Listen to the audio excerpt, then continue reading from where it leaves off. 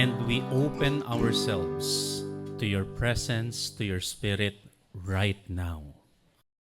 Ama, gamitin niyo po ang aming pagsasama-sama para punuin kami ng bagong sigla, ng bagong lakas. Inaantabayanan po namin ang inyong mga turo, ang inyong kaliwanagan, na ihahatid sa amin sa mga pagkakataon na ito. In Jesus' name. Juan 10:10. Sabi ng Panginoong Hesus, "Naparito ako upang ang mga tupa ay magkaroon ng buhay. Buhay na masaganang lubos."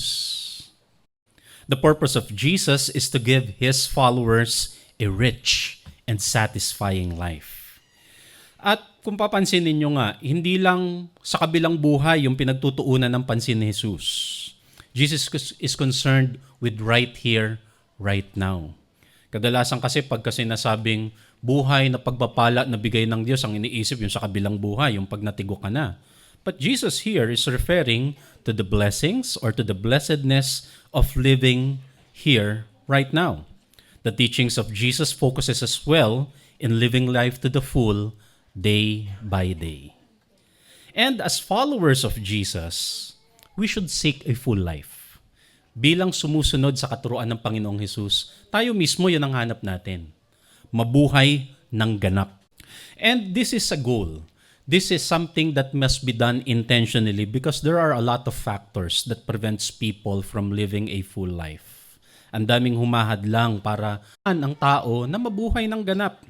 What keeps people away from living life to the fullest? Usually, worry. Also, poverty. Kaya nahadlangan ng mga tao na mabuhay ng ganap. And there's also bitterness or hatefulness in life. Ngayon, di naman yan ang pag-uusapan nating lahat ngayong araw na ito. Today, we just want to focus our discussion on living life to the full by worrying less. At yan ang ating shared reflection ngayong umaga sa ating message sa pinamagatan nating Worry Less, Live More. Mas mabubuhay tayo ng ganap kung babawas-bawasan natin ang sobrang pag-aalala. So worry less, live more. Bagong lahat, linawin muna natin, ano ba yung tinutukoy natin pag-aalala? What is worry? How do we really understand worry? Alam natin yung feeling. Alam natin yung pag nakikita natin yung itsura ng tao, ito nag-aalala to. Alam natin yon. Pero what is worry? Worry is one of the 3 main symptoms of anxiety. So sa pangkabuuan, it's all about anxiety. And worry is just one of the 3 symptoms of anxiety. Sa tatlong yan, meron pang ibang mga symptom ang anxiety. There is the emotional symptoms or the emotions, yung pakiramdam ng tao, the feelings of excitement, the feeling of agitation, yung fear, yung takot. Emotions yon. Ano yung nararamdaman mo? Anong pakiramdam mo? Diba? Isang symptom yon ng anxiety, emotional. There's also another symptom, the physical symptom. Pagka may worry, pag may anxiety yung tao, there are body sensations. Yung tumitibok na mabilis ang puso ko. Diba? Palpitations, there's nanginginig. Nanginginig ako. Sa kaba. They're shaking, they're sweating. And there's also yung mga hindi masyado obvious kasi nangyayari sa internal organs. Hyperacidity, constipation. Yan, mga anxiety symptom yan. And there's also a third symptom which is cognitive. The symptom na tumatakbo sa isip ng tao. Yung pagka naiisip mo may mangyayari, kaya ko ba ito? O baka hindi ko kaya ito? Ano na ang gagawin ko? Katapusan ko na yata. Anxiety in itself is not bad. Hindi naman masama ang anxiety kung tutuusin. When there are critical incidents such as change, when there is danger, when there is difficulties, our body naturally responds through anxiety to help us. So pag meron talaga mga critical incident, halimbawa, may pagbabago, magkakaroon ka ng bagong trabaho, lilipat ka ng bahay, meron changes sa loob ng pamilya, natural yon na merong anxiety. And especially pagka may emergency. Alam nga namang may emergency, hindi ka nagre-respond, ay, nasusunog ang bahay. So hindi naman ganun, di ba? So, ang anxiety, it's a natural response of the body. Kasi paano pag may emergency, alangan namang wala kang reaction. Anxiety is the body's natural response. At kasama yon sa design ng Diyos. Through anxiety, nagre-react tayo. Proverbs 22 verse 3. Wise people see danger and go to a safe place. Ang talagang matinong tao, ang matalinong tao, pag nakita niya yung danger, nagre-react siya. Nagre-respond siya towards safety. Being aware of hazards and paying attention to warnings is a sign of wisdom. So yung mag-react ka dahil merong warning, merong mga red flags, abay, wisdom yun. Proverbs 14:16, wise people are careful and avoid trouble. Fools are too confident and careless. Pag di ka nagre-react or hindi ka talaga nagre-react, medyo may katakataka, may kakaiba yata kasi dapat nagre-react ka pag merong danger. So as we are saying, anxiety in itself is not really bad. It's not really negative. Kasama yan sa natural response natin. Ang malaking tanong, ang malaki nating dapat pag-isipan at pag-usapan in reflection, when is worrying a problem? Kailan ka dapat mag-alala sa pag-aalala? Nakaka-worry na yung worry na yan. When is worry a problem? When worry affects your health. Pagka dahil sa sobrang pag-aalala, apektado na yung kalusugan mo. Kaya nga 'di ba, hypertension. The term itself, hyper, yung tension. Tension is the pressure itself. Ang taas-taas na ng pressure. Yan yung sakit. So, wag sobra.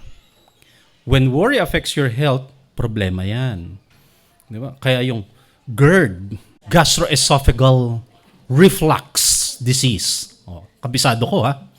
Paki-check yung papel ko, doc, kung tama. When worry becomes a health problem, ay teka lang, maghinay-hinay na.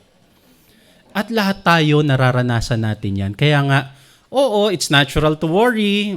Talaga namang dapat nag-aalala tayo pag merong mga nangyayari. Pero pag sobra na at na-epekto na yung health, yung pangangatawan, teka. Noon at ngayon, lahat nararanasan yan. If you will notice, Psalm 42, as the deer pants for the streams of water, so my soul pants for you, O God. Alam natin yung kanta. Pero do you know what is panting?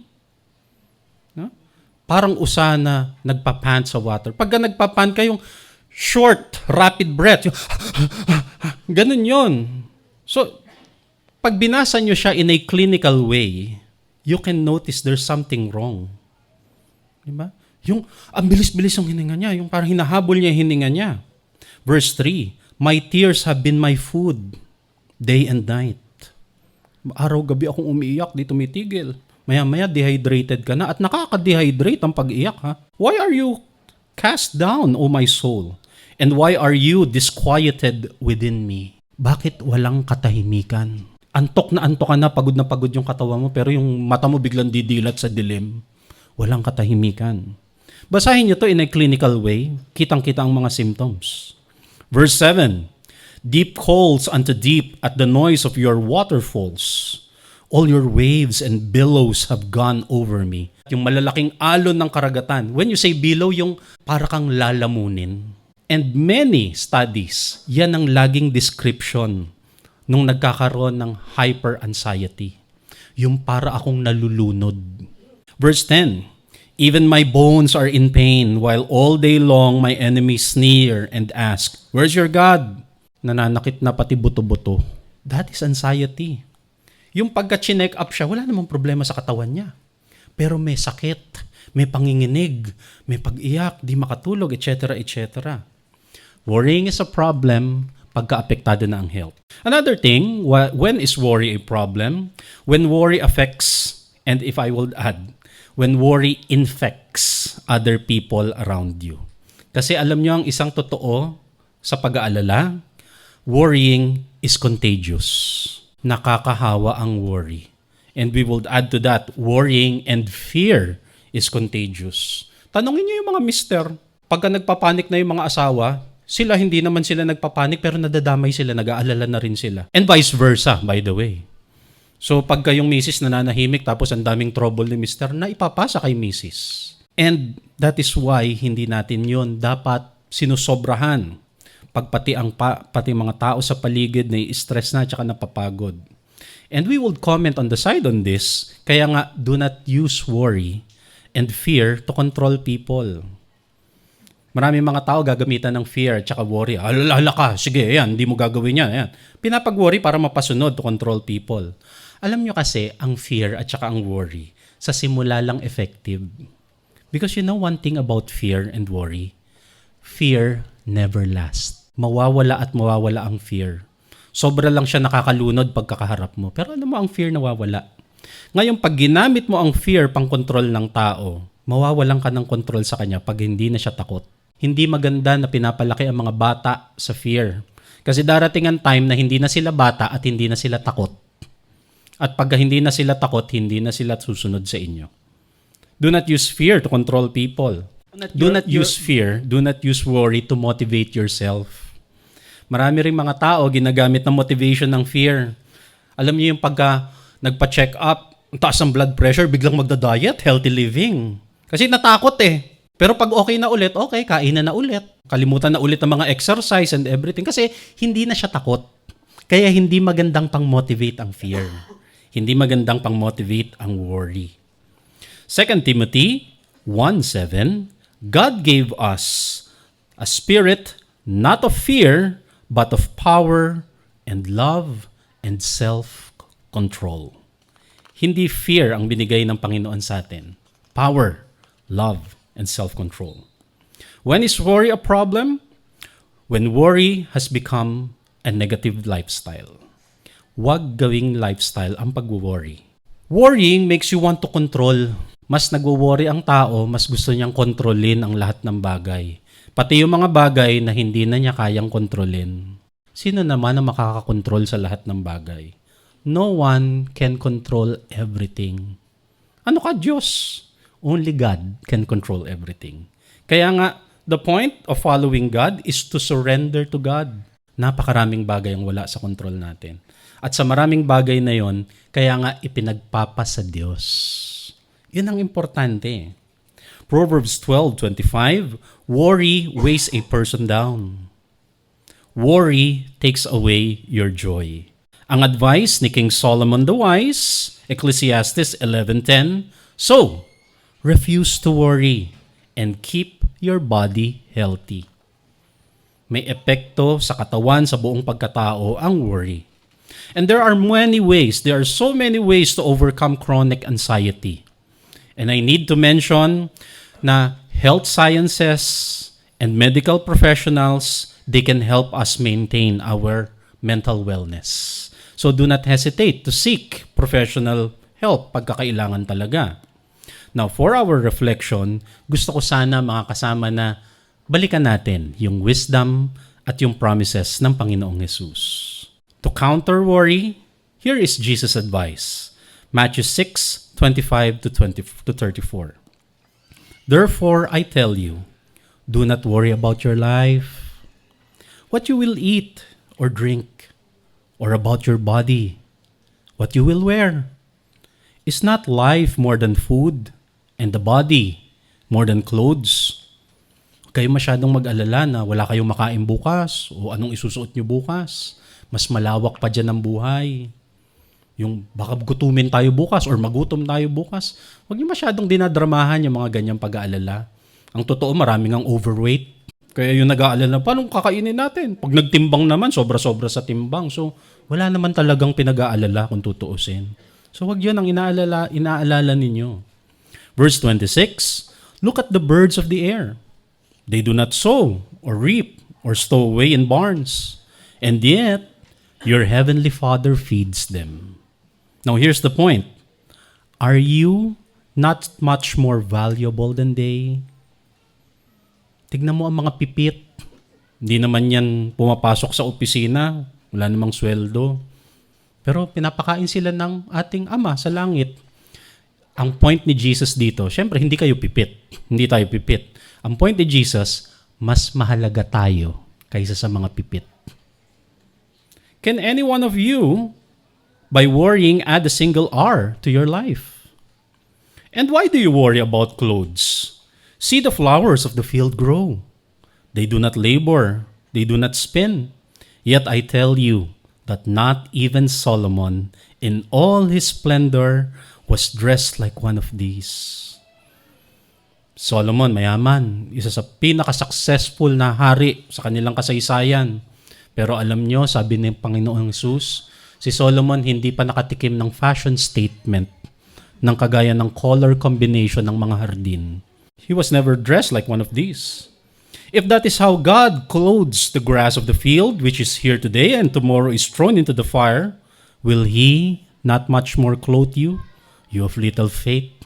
Kayo naman, dami niyong pinag-aalala. Si Solomon nga hindi nakatikim ng cellphone. Buti pa kayong lahat naka-cellphone ngayon. Verse 31, so do not worry, saying, what shall we eat? Or what shall we drink? Or what shall we wear? For the pagans run after all these things, and your heavenly Father knows that you need them. Alam ng ating Diyos na kailangan nyo yan. At sa tingin nyo, pababayaan niya kayo. But, seek first His kingdom and His righteousness, and all these things will be given to you as well. Therefore, my brothers and sisters, my friends, do not worry about tomorrow, for tomorrow will worry about itself. Each day has enough trouble of its own. Ang dami-daming anggulo na pwede natin tignan itong mga kataga na ito ng Panginoong Jesus. But if I may recommend yung isang tema na arising out of this, is that give thanks for today. Yung right now. It is about being grateful. It is about having a spirit of gratitude. Appreciate what you have. Ano yung meron ka ngayon? Ano yung meron ka ngayon? Na-account nyo na, naisip nyo na, Lord, thank you, meron pala akong ganito. Not only what you have right now, appreciate what you once had. Dati meron akong ganito, ngayon wala na. At least nagkaroon ka. Dumaan sa'yo. You have to appreciate all these things. Kaysa alalahanin kung ano ang kakainin bukas, namnamin muna yung kinakain ngayon.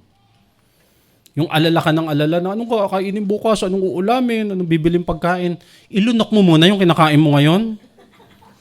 3 extra rice ka nga ngayon. Di ba? Yung ngayon muna. Kaysa matakot na hihina ako pag tumanda na ako, papangit ako pag tumanda na ako. Well, before all of that, at the very least, my friend, embrace and appreciate yourself right now. Tignan mo muna ng mabuti yung sarili mo sa salamin ngayon. Appreciate mo muna yung nakikita mo sa salamin ngayon. Kaysa sobrang intindihin kung ano yung mangyayari sa susunod. When we say gratitude, being grateful, what we mean here is that it is about being confident of God's ways. It is being confident of God's principles and God's natural law. You are grateful kasi nagtitiwala ka na ang kalooban ng Diyos, masusunod yan. At pangangalagaan ako niyan. Gratitude is about trusting that God is good. God is good. At anuman ang kaharap mo ngayon, God will be continually good to you. That is gratitude. The notion, the mentality that God will never leave you and God will never forsake you. May mga tao na hindi na makita yung kagandahan ng araw na ito. Hindi na nila ma-appreciate yung ganda at kabutihan ng kung ano yung meron sila ngayon sa sobrang pag-aalala sa kung ano mangyayari bukas. Philippians 4:6-7, don't worry about anything. Instead, pray about everything. Tell God what you need and thank Him for all He has done. Di kung may kailangan ka, sabihin mo sa Diyos. Pero pag nagsasabi ka ng pangangailangan mo, also remember when you tell your needs to thank Him. Remember to thank Him. Kasi na-provide na niya dati yung iba. Ano ngayon ang difference ng pangangailangan mo ngayon? Verse 7, then you will experience God's peace. Doon ka magkakaroon ng God's peace when you do that, which exceeds anything we can understand. His peace will guard your hearts and minds as you live in Christ Jesus. So, being thankful for today means having a heart, a spirit of gratitude, appreciation.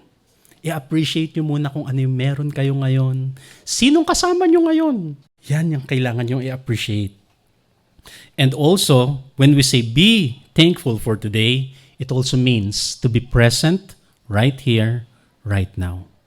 Be present right here, right now. Do not waste the joys, the blessings of today by worrying. Huwag sayangin. It doesn't mean na hindi na tayo reflective of our past. Kasi maraming turo, maraming wisdom ang nakaraan. Hindi rin ibig sabihin nito na hindi na tayo magpo-future planning.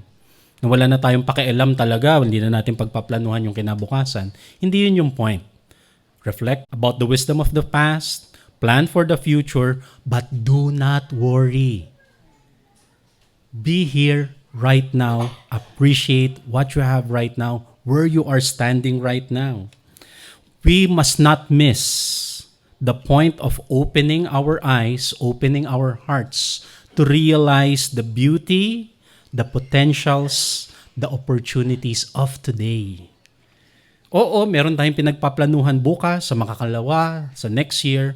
Pero don't forget, itong araw na ito, this day itself, it has its own opportunities. It has its own blessings. Meron siyang mga binibigay sa atin na potentials and beauty. So don't miss today. Yung ngayon muna. Do not suffer twice by worrying. Kung meron kang ginagawang bagay ngayon, kung meron kang tinatrabaho talaga, napapagod ka, huwag mo nang doblehin yung pagod sa pag-aalala. Gawin mo na lang yan. Kung napapagod ka dahil busy ka, di gawin mo lang. Huwag mo nang dagdagan ng worry. Work to finish the job. Work in the best of your abilities. Work without worrying. You can work without worrying. Gawin mo lang kung may kailangan kang gawin. Hindi yung gumagawa ka na, busy-busy ka na, tapos nag-aalala ka pa, paano kung hindi mangyari ito? Paano kung ganito, ganyan? Nako, doble ang suffering sa ganyan. Just work. Do the best that you can and work without worrying.